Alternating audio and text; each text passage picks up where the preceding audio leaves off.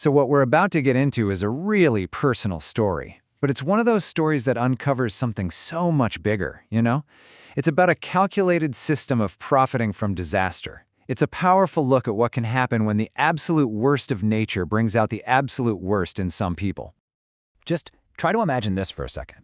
For 3 days straight, the rain just does not stop. And it's not just a drizzle, it's a deluge. The entire world outside your door just vanishes underwater. Homes are swamped, roads are gone, the power's out. All you have is this gnawing fear and a desperate hope that you're going to make it through the night.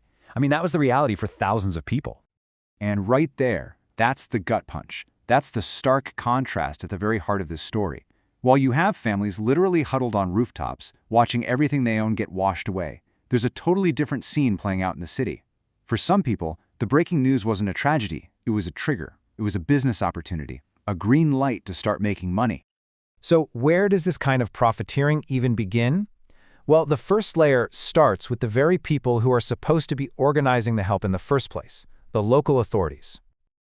This quote is just chilling, isn't it? It's said with a completely straight face in what was supposed to be an emergency meeting. And that word, manage, it isn't about managing relief efforts. It's code.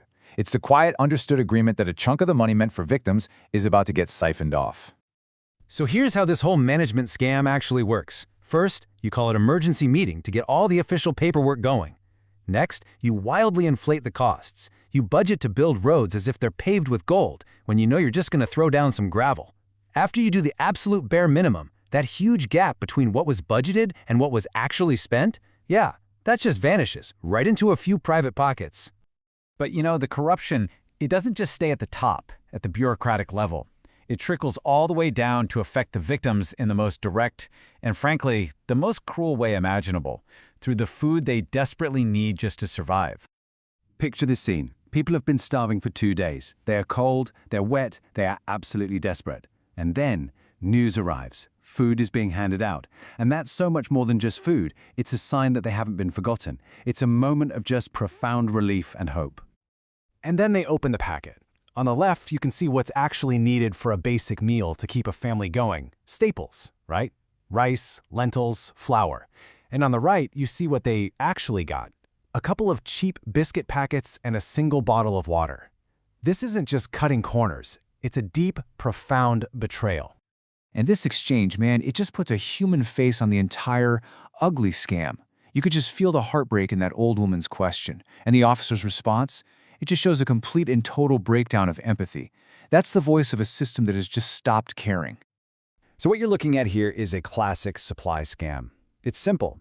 The suppliers provide the absolute cheapest stuff they can possibly find, but they bill the government for full, high-quality rations. Everybody involved gets to take a cut, and the actual victim is left with, well, crumbs. Now, you'd think with all this official corruption, at least the non-governmental charities, the NGOs, would be different. But this story reveals a third, and maybe the most cynical layer of exploitation of all. We've all heard this, right? This kind of appeal. It's passionate, it's emotional, and you know what? It works. You've got an announcer on a microphone at some busy city intersection just pulling at people's heartstrings. And people generously give because they truly believe they're helping someone in need. But then, the narrator gets an insider's perspective from a friend. And the truth is, this isn't charity, it's a business plan. For some of these organizations, a natural disaster isn't a tragedy, it's the annual event they literally wait for to kickstart their whole fundraising machine. And of all that money that they raise from good-hearted, ordinary people, this is the number that actually makes it to the ground. Just 15%.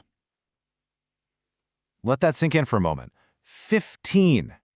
Okay, so if only a tiny 15% is actually helping people, where in the world is the other 85% going? Well, take a look. A massive 40% is basically laundered through fake bills and made-up receipts. Another 25% is written off as inflated office expenses. And a final 20%? That's just straight up pocketed. It's a finely tuned machine designed to make money disappear. And what's the result of all this so-called charity? What does it buy? Well, the donations of ordinary people end up funding new office buildings, new cars for the organizers' relatives, and an entire lifestyle built on the suffering of others and the generosity of complete strangers. So the floodwaters, they eventually start to go down. The immediate physical danger passes, but the story's not over. Not by a long shot.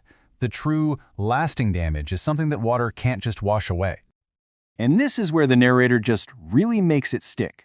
They connect that physical dampness in their home, that cold, constant reminder of the flood, to this unsettling question that has just soaked into their mind and absolutely will not leave. And really, this is the question, isn't it? It's not about one single flood or one corrupt official. It's about a pattern where human suffering becomes a commodity, a product to be sold. When disaster strikes, is our first instinct to help or to calculate the profit margin?